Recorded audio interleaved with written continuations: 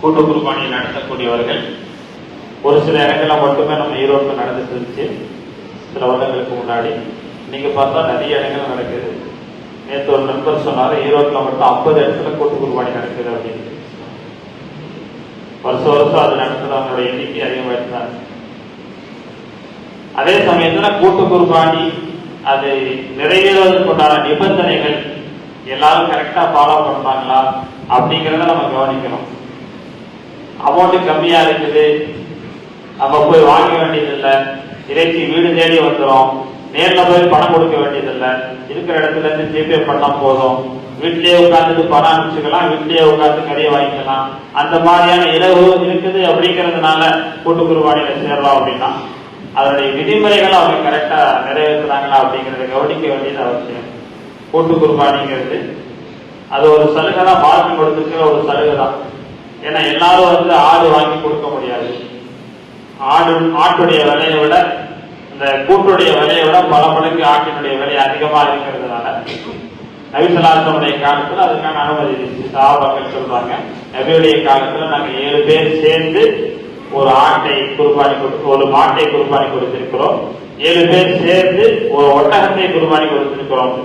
அந்த அடிப்படையில கூட்டு குர்பானியில சேர்றதுங்கிறது ஒரு சலுகை தான். இந்த 7 கூட்டு சேர்ந்து ஒரு பிராணியா இருக்க வேண்டும். இப்படி கூட்டு சேரக்கூடிய நபர்கள் எந்தெந்த நியத்துல கூட்டு சேரலாம்? அதுல குர்பானிங்கிற நியத்து தான் பிரதானமானது. ஏன்னா குர்பானி நேரத்துல தான் கூட்டு சேர்க்கிறாங்க, அதனால குர்பானிக்காக கூட்டு சேர்றது கூடும். அதே மாதிரி அக்கிக்காவுடைய நியத்துல கூட்டு சேரலாம். குழந்தைக்கு அக்கிக்கா கொடுக்கணும். இப்ப மற்ற நாளா இருந்தா ஆடு வாங்கி கொடுக்கணும், சிரமம்.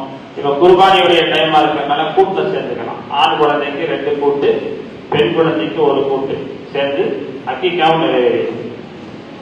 3வது நபிலாக கூட்டு சேரலாம். ஒருத்தர் மேல குர்பானி வாஜிப் இல்லை, ஆனா குர்பானியுடைய நன்மை கிடைக்க வேண்டும் அப்படிங்கிற எண்ணத்துல அவர் அதற்கான பணத்தை கொடுத்து கூட்ட சேர்றாரு. இவருக்கு நபிலாக குர்பானி நிறைவேறும். குர்பானியுடைய நன்மைகள் முழுசா கிடைச்சிடும். வாஜிபானவருக்கு எவ்வளவு நன்மை இருக்குதோ அதே நன்மை நபிலா ஒருவருக்கு முழுசா கிடைச்சிடும். 4வது கஃபாரா, அதாவது சில குற்ற பரிகாரங்களுக்காக வேண்டி ஆடு கொடுக்க வேண்டும் அல்லது மாட்டில் ஏழில் ஒரு பங்கு கொடுக்க வேண்டும் அப்படின்னு சொல்லி கஃபாராவுடைய சில வகைகள் இருக்குது. அந்த கஃபாரா ஒருத்தர் மேல கடமையா இருந்துச்சு அப்படின்னா அந்த நியத்தில் அவர் என்ன செய்யலாம், மாட்டுல கூட்டு சேர்ந்துக்கலாம். 4வதாக 5வதாக மையத்துக்காக வேண்டி இதுல 2 இருக்குது. ஒன்று மையத்துக்கு ஈசான் சவாபு செய்யறதுக்காக கூட்டுல சேர்றது, அதுவும் கூடும். இன்னொன்னு வசியத்துடைய குர்பானி.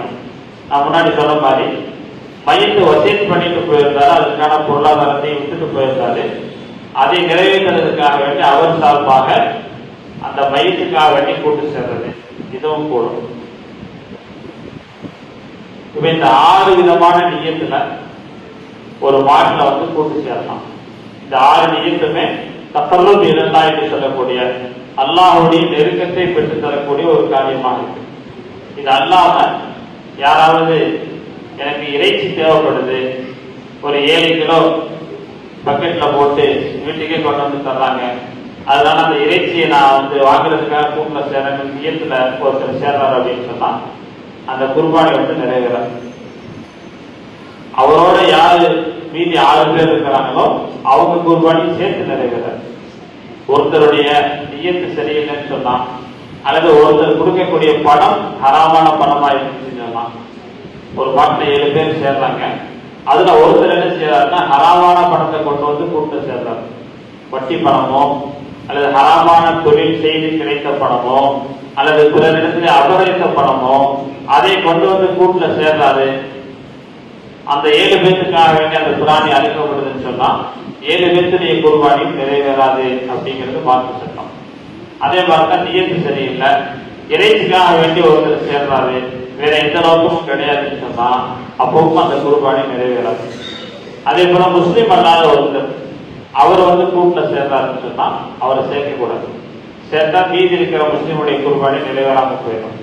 சரி, நமக்கு மாட்டுடைய எண்ணிக்கை அதிகமான போதும், யாரு சேர்த்தா என்ன அப்படின்னு சொல்லி வாங்கிட்டு கூட்டு சேர்த்தாங்கன்னா மீதி இருக்கிறவனுடைய குர்பானி எல்லாம் நிறைவேறாம போயிடும். கூட்டு குர்பானி நடத்தக்கூடியவர்கள் இருக்காங்களே, இவங்க குர்பானி கடமையானவங்களுக்கு வக்கீலாக இருந்து செயல்படுறாங்க.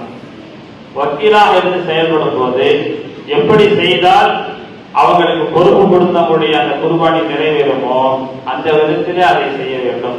அதற்கு மாற்றமாக செயல்படுவது அது குற்றமாக பாவமாக இருக்கிறது. அதே போல அவர்கள் பெறக்கூடிய அந்த பணம் இருக்குது, இது அமானிதமான பணம். எனவே அதை சரியான முறையான அவர்கள் செலவு செய்ய வேண்டும். குர்பானி பிராணியை அறுக்கின்ற போது எந்த 7 பேர் அந்த மாட்டிலே கூட்டு சேர்ந்திருக்கிறார்களோ அந்த 7 பேரை நியத்து செய்து அல்லாஹ்வுடைய பெயரை சொல்லி அந்த பிராணியை அறுக்க வேண்டும். அறுத்ததற்கு பின்னால அதனுடைய இறைச்சியை 7 சம பங்குகளாக பிரிக்க வேண்டும். 7 சம பங்கா பிரிக்காம கூடுதல் குறைவாக பிரிப்பது வட்டி என்பதாக இருக்கிறார். கூட்டு குர்பானியை நடத்தக்கூடியவர்கள் இறைச்சியை 7 சம பங்குகளாக பிரித்து கொடுக்க வேண்டும். அதே மாதிரி ஒரு மாட்டுடைய இறைச்சி இன்னொரு மாட்டுடைய இறைச்சியோட கலக்கக்கூடாது. சில இடங்கள்ல அப்படி நடக்கிறதா கேள்விப்படுறோம்.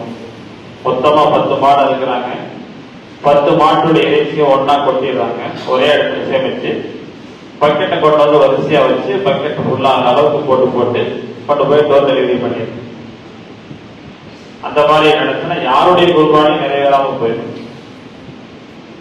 ஏன்னா பெரிய பொறுப்பு.